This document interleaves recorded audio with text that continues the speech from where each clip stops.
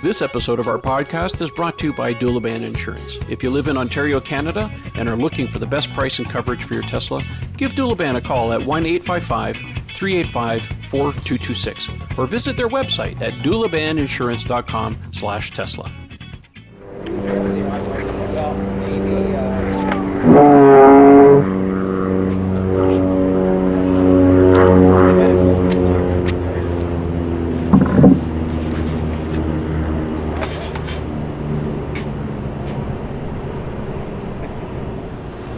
Hey guys, we decided to do an impromptu podcast, and I don't think there's any better place than right here at the Tesla Design Studio in Hawthorne, California.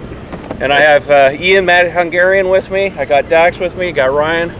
Oh yeah, look at that. We got two trikes flying in. Nice. You know, it's a beautiful sunny day. We thought we'd just have a little fireside chat, as long as the battery lasts out here on the camera, and just talk about last night's event here with the Cybertruck. And we just had breakfast. We had a hearty conversation. So obviously a lot of this is going to be rehashed, but you guys will get to enjoy on some of this stuff. I don't know. Who wants to start? What do you think?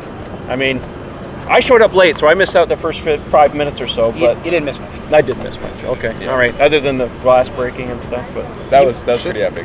Yeah. Should we start with the obvious, the looks? Yeah, absolutely. Yeah. I mean, I think you got it. That's the 800-pound gorilla, right? It's the elephant in the room. Yeah. You gotta start with that. And I mean, there's no question. Number one thing, super obvious. Everyone has said it. It is polarizing. Absolutely. Anybody following the story knows this is not anything that should come as a surprise. In no way should it be a shock. We were told not everybody's going to like it, and sure as hell, not everybody liked it. No. I'm personally a fan. I think it's super innovative. I think it's cool. I think it is particularly appeals to people who are not traditional truck customers. I personally don't ever need a truck. I love the utility of one, but it's not something I would buy for a lifestyle choice. That thing, my God. I was close to pulling out the... credit card? Oh, yeah. Yeah, that was like, there's got to be a reason to have that. Yeah. Because anybody who's got that sort of adventurous, space geek, whatever about them, it's like, yeah, I could totally see that thing on Mars roving around. Yeah, you know? Literally. Exactly. And as opposed to the 401? Yeah. Yeah. Well, that's it. But the cool thing is it'll be able to do both. So, I mean, you know, for sure, there's going to be love, there's going to be hate, there's going to be very little in the middle. That's the obvious thing I think you have to get out of the way. And I will take a small amount of credit for calling it a few weeks ago when I said expect a very wedgy but very simple to manufacture design. I think that's how they're going to achieve this incredibly low price point that they announced last night of $39,900 US for the entry-level model. This idea of this stainless steel exoskeleton that's got 3 millimeters thick. 3 millimeters thick. Stop bullets. Yeah, ballistic. It actually stops a 9 millimeter round at point blank range. That's pretty amazing. But the fact that it's such a simple shape, you know, is not going to require a lot of complex maneuvers, I think, to stamp and weld together and form the unit structure of it. That's what is going to allow them to hit that price point. I think it makes sense to me. Yeah. I mean, I think some of you were talking at breakfast this morning that, I mean, there's a bit of an undercurrent with this, is that this may be, you know, of interest to the military in some ways, right? As a replacement for the traditional Humvee for a lot of people. Sure. It looks military.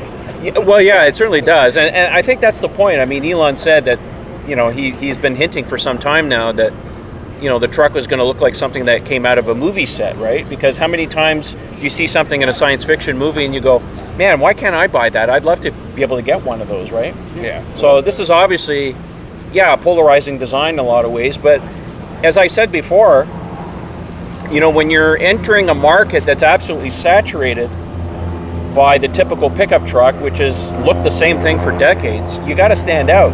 I mean, they did it with the Model 3, you know, with the interior and the design, of course. And Nose. yeah, and the progression of Tesla's design language has been getting more and more bold. And in this case, it's basically, let's just throw all caution to the wind. And, you know, we got the money, we got the resources now, we got an established brand. Why not? Let's do it. Yeah, and I figured it would be out so there. the camera could pick you up. Yeah. I figured it'd be out there, but I just didn't figure it'd be out there like Mars out there. Exactly. So it's definitely I mean, Mars joked orbiter about the for- pressurized version. I wouldn't doubt that is not really a joke. No, I don't think he was joking about that. So, No, I think that will come, just like the Roadster Yeah. jet rocket things. Yeah. Some interesting observations. Obviously, they're doing the steering wheel yoke from the Roadster type of thing in this car. Yeah. The interior is a little more normal. than the outside. exterior of the car. I mean, the back of the seats are very faceted. It's got that whole stealth fighter look, obviously. Everything. Who was it? Ryan was the one who was on the test ride. Unfortunately, last night we were waiting so long in line for the test rides because, of course, they had a mishap on stage. Obviously, if you guys watched the live stream, they bashed some windows, so they had to take the car off stage, replace the windows before they could give us test rides. Unfortunately, we waited almost 4 hours? Yeah. 3 hours? Yeah, about four. And they said, sorry, the event's over, we can't give any more test rides. So we were really bummed, but our good friend Ryan McCaffrey had a ride in it, and my understanding, and I didn't catch the conversation, but he said that he got some interesting information. I'll ask Ryan about that. But he said that the dash looks marble and it was kind of paperish. It was me. I was passing by and he was being interviewed by somebody, and he mentioned the texture of the dash. Even though it looked marble, like if you look at the pictures online, it looks marble, but the texture of it, he related it to like almost a paper feel. So it's very probably some kind of wrap or something. Yeah. And who knows? That may not make it into production. Well, yeah, and it's important to note that Motor Trend came out with quite a few I was just about to mention that, quite a few behind-the-scenes stories. Definitely, you want to go to Motor Trend's site and look up all of the Cybertruck information, because they were invited here back in September for a look at the vehicle when it was still in the assembly phase. And I mean, it was, from the sound of it, like maybe half complete around the time they were invited in. And a lot of the parts here are not going to be fully representative of what goes into production. I think the general shape is, the layout of the interior and so on, but even the actual shell of the truck itself was a half unibody, half body on frame sort of temporary arrangement. So it's not even the true chassis that is going to go into the final chassis production. will be a proper unibody, much like a Honda Ridgeline is. Speaking of the Ridgeline, I noticed some other stuff, because obviously I was so tired yesterday from flying across the country trying to get into this thing. Didn't sleep. That I missed. I did get a little bit of sleep last night. But some interesting observations from the pictures this morning. It does have a hidden compartment in the truck bed. Very Ridgeline. Very much like a Honda Ridgeline, which is great. There's also another hidden compartment on the side for, I guess. Yes, so on the two, what are they calling them, sails? They're calling them sails. Yeah, they call the whole thing a vault. Yeah, a vault. Well, okay, so the sides of the pickup truck have the built-in compartments. I mean, that's been a wasted space in a lot of trucks for like years. Like a Ram utilized. But there's other trucks on the market that have been doing that, and there's retrofits you can get. So I think that's a brilliant move. The fact that the actual bed of the truck is completely flat, so there's no wheel well intrusion. Good. Yeah, that's awesome. That's good. Yeah, that's awesome. I mean, the fully loading ramp on the back that drops down right down. Oh, that is cool. Because you obviously saw the ATV, and Elon said, it seemed like I was almost on a whim, right? Yeah, we're going to do the ATV too. Yeah. By the way, that ATV was basically, as far as I'm concerned, because I had a very close look at it, was just a basic run-of-the-mill ATV. They just ripped out the motor, put some batteries in, put some new body panels on it. Yeah. But being able to charge that in the back of the truck, that's pretty cool. Still look cool. Yeah. And how awesome is it that they built the ramp into the tailgate? Now, that's something I would have expected out of Detroit years ago. And here they went and one-upped them. I mean, that was some serious next-level truck stuff. It would be interesting to find out what kind of weight it could support. I was just thinking that. Yeah.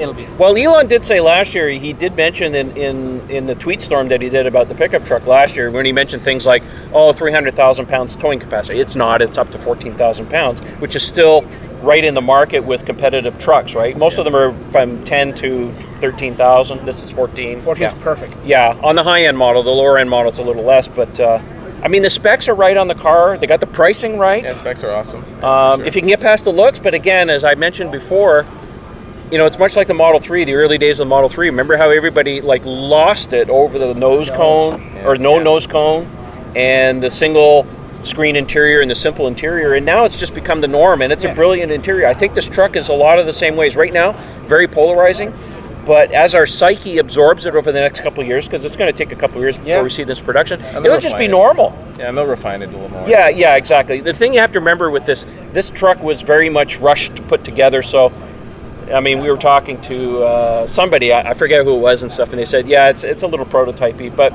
I mean, that's the thing, over the next couple of years, they're going to, little nips and tucks here and there. Yeah. The interior is kind of interesting, and unfortunately, like I said, we didn't get a chance to ride in the car, but I was looking at some pictures this morning. So it almost has a Model X windshield, not quite as far, but that heavily raked windshield is there. It's not curved, but yeah. Exactly. The dash is very squarish, but it certainly does have the Model 3 treatment with the center horizontal screen. Yeah. And let's face it, when the S and X finally do get their update on the interior, this is the way they're going to go. I mean, you don't have to be a rocket scientist to figure this out. Yeah, it's a nice interior. Yeah, exactly. 6 seats, obviously. So I like that third seat in the middle. Yeah, that's really cool. Yeah. Rear view mirror. This is a big conversation piece, right? Because it's a camera. Yes. And we should give props to DA Eric, Mr. Tesla Inventory. Yes, Eric. Yeah. Spotted that. I think he was one of the first ones. Certainly he was the first one I saw publicly spot that. In the rear portion of the front fender flares, there's a small tinted lens right at the top corner of it, which conceals the cameras. And we speculate that that's going to be the cameras both for autopilot functionality and the mirrors. If this is a big if, U.S. Department of Transport is going to sign off on that. This is something that Tesla and other manufacturers have been working on with the Department of Transportation for many years now, try to get legislation changed in such a way that they can do modern cameras. Yeah. Right? So no because side the mirrors. Roadster, I mean, the semi-truck, when they first introduced it, didn't have cameras. This thing doesn't have cameras. It's very obvious that Tesla wants... mirrors, yes. It's very obvious that Tesla wants to get rid of the mirrors. Yeah, they're a huge drag. So between now and 2021, maybe we'll see something. Yeah. We'll see. But yeah, there's some interesting stuff. I mean, that whole tonneau cover in the back that's rolled up like a bread box, that's pretty cool. That's cool. That is cool. And when it is rolled up and out of the way, there is a small window that you probably be able to see. That's why they did the rear view mirror. Window, so the rear view mirror is actually a camera. It's actually projected in there. If you look at the pictures online, maybe I'll do an overlay and you guys can see it. But it's actually, because the window is so small out of the back, I mean, it just seems a progression with Tesla. Like, keep making the windows smaller and smaller and smaller to the point you can't see out the back of the car. Well, they're going for full self-driving, right? Yeah. So they're thinking, we don't need mirrors. We don't need stalks. One of the things I heard Ryan talking about when he was being interviewed, he's saying when he took the test drive, it had no stalks. So it had no turn signal stalks or no autopilot stalks. Yeah. So obviously, that's either a case of, well, we're going to go even more simple, or, well, it's a prototype and we don't need to do all these things. Right? Obviously, some other things, and we had a conversation at breakfast this morning, the lighting on the car.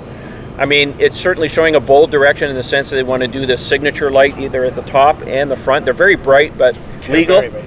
They're not really street legal.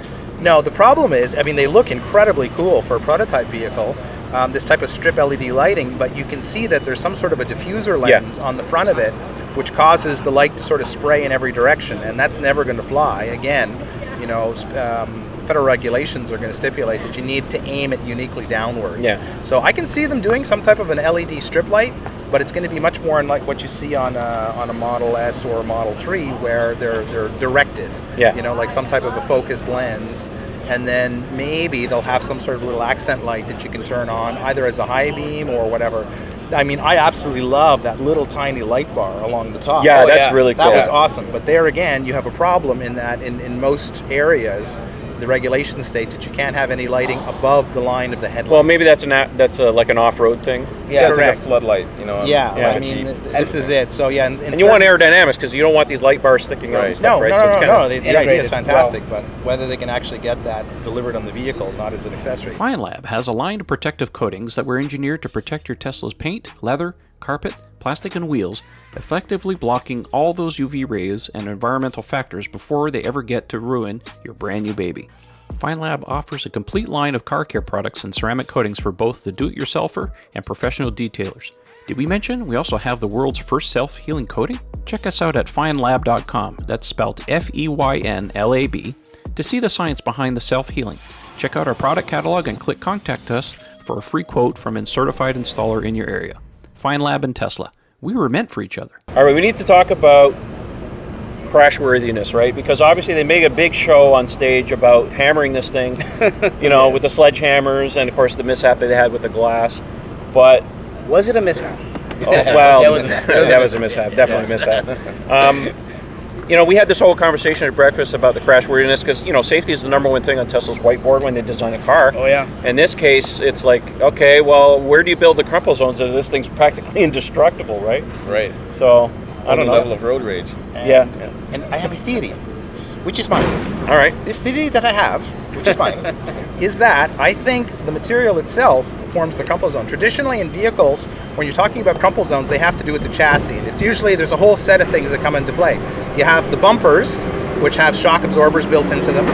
You then have usually a tubular structure of the sort of the part of the unibody or the subframe of the car, which then becomes the next zone, and then you have the chassis itself, which will deflect or deform in some fashion, and it's all carefully calculated so that the components swing out of the way and everything happens nicely.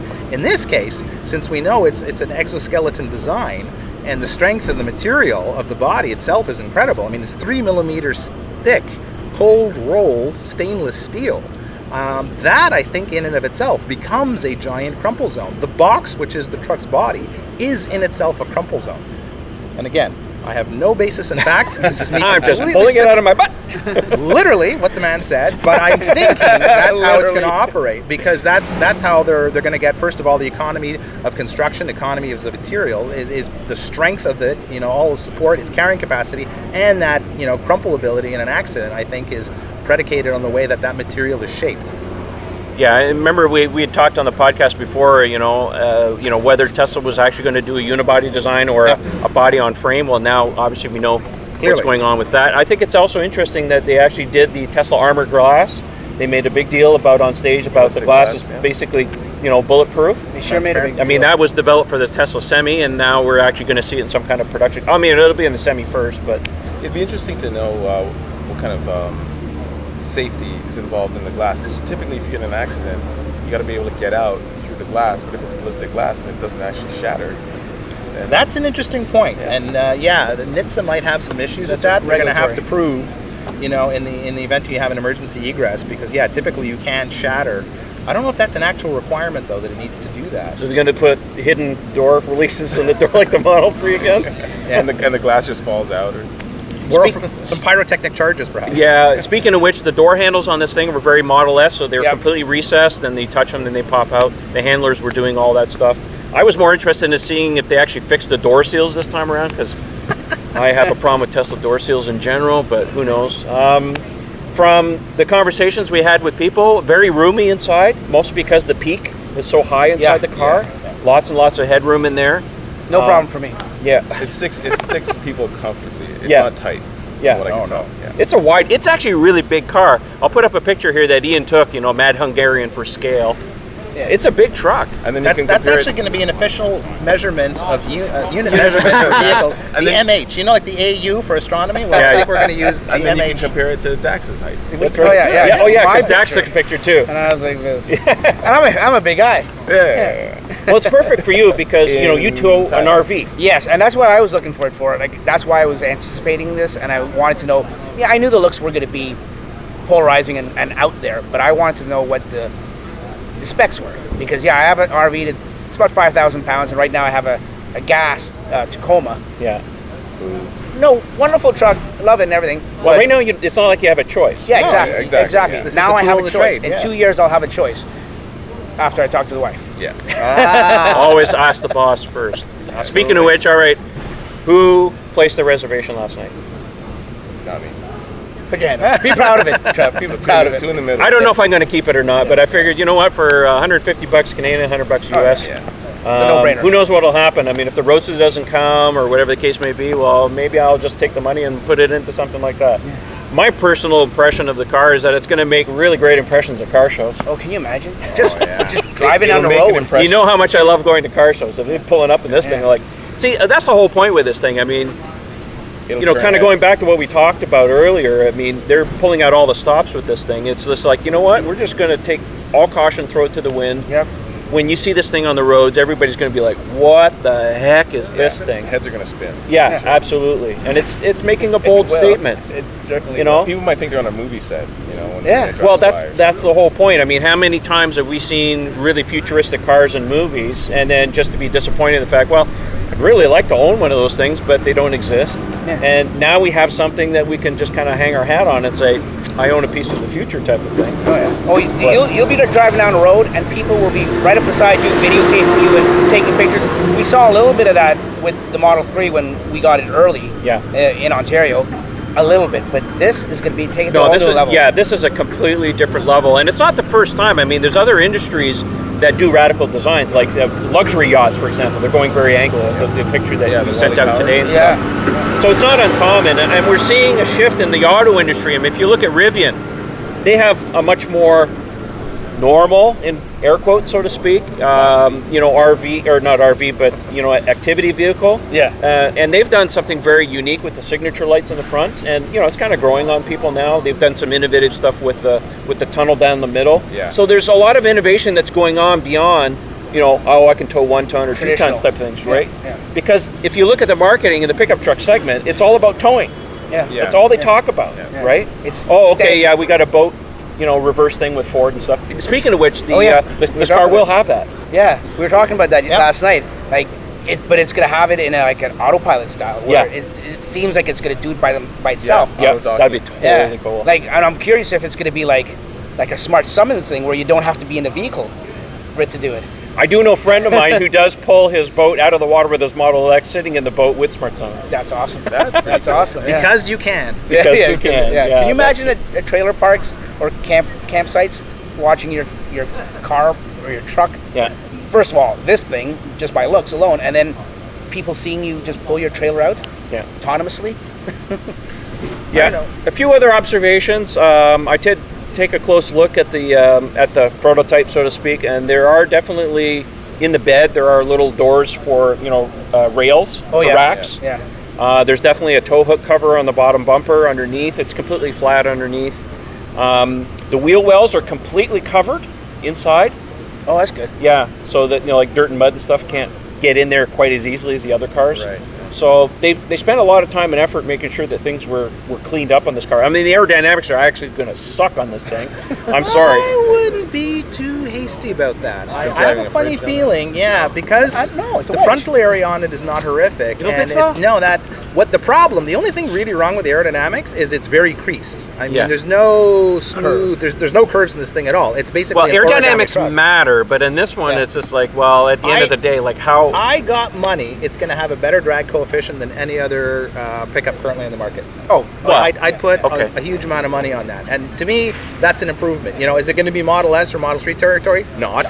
It's definitely not. Well, There's the fact no that way. it has air But suspension... the fact you can lower it, awesome, but just the general shape of the thing is relatively friendly to the air compared to most 3-box trucks. Yeah. So what else did they deliver? They delivered on the 110 and the 240 volt outlets. Yep. Towing capacity, well, it's not 300,000 pounds, but then again, Unofficially, it's in the market. I mean, definitely. you're It's for competitive half-ton with everything class, else. yeah, for sure. The low end is 7,500. That's awesome. Yeah. For a low end. Yeah. The bed is 6.5 feet, not including the tailgate. Correct. So And the range, the high end of the range is what? 500 500 Well, miles. 500 miles Yeah. at the top. Now that'll be a double layered battery pack. Yeah, Right. That's right. And but they can afford that, right? Well, when you get in that territory, that's what you can do. And we had this conversation here at breakfast. I mean, the whole purpose of this truck and why they can get the price down is economies of scale. They're reusing a lot of the stuff from the Model 3. Drivetrain, motors. The high-end model will have a tri-motor setup, so it's very much a plaid drivetrain pulled from the S and the Roadster that they're doing. Battery cells, obviously, they're going to be 2170s. That's Tesla's all in on that technology now. So air suspension pulled from the Model X, improved. I like how it's kneeled. See that one picture? Yeah. When it's That's a very cool feature when you want to load. You can Yeah. get the back end to drop in to sort of boost the angle like back for the ramp. And he made a flippant point last night. We're going to do this ATV thing. I mean, they had the ATV drive up onto the back, which was fully electrified. I had a good close look at it. It's just a normal ATV. They ripped out the motor and just stuck in an electric motor with some batteries and some bodywork. But it seems like I think they're going to build it. They could build it. They Make said it it- as an they option. said it's gonna be an He option. said it just off the cuff. So He also said But that means everybody's scrambling right now to start. Yeah, that's drawing. what I want, yeah, You know- right- you right know back that's happening there, yeah. right back there, right And he also inside said- this building. He also said off the cuff that it was charging as soon as they drove up on it. Yes, So, that's Yeah, another one plugged I'd in. like to know. Yeah. Well, listen, if you're putting 240 volt outlets, what's more than to putting a DC to DC converter in there? So overall, I don't know. The jury's still out. It's going to be a couple years before we actually see this thing. They got the specs, they got the price right. If you can just get past the looks, I think they got a winner in their hands. I got past looks right away. Yeah, you did? Well, I'm still on the fence. within a minute. At first, I think I turned to Ian or somebody when I was in a crowd, and I said, "They're joking. That's not it. They're gonna either the panels are gonna fall off. Everybody And That's think something that. else. I heard By the that, way, yes. And then this isn't a the minute real- passed. I'm like, okay, no, they're not. This is it. This is it. Exactly. Well, he did say that if people are not really taking a liking to this, that they may do just more of a regular pickup down the road. Yeah. I mean, he's been warning us for a year now that this Yep. thing was going to be yeah. radical, right? Yep. They told us. He told And us. some people are like, "Oh, I don't know," but it's way more radical.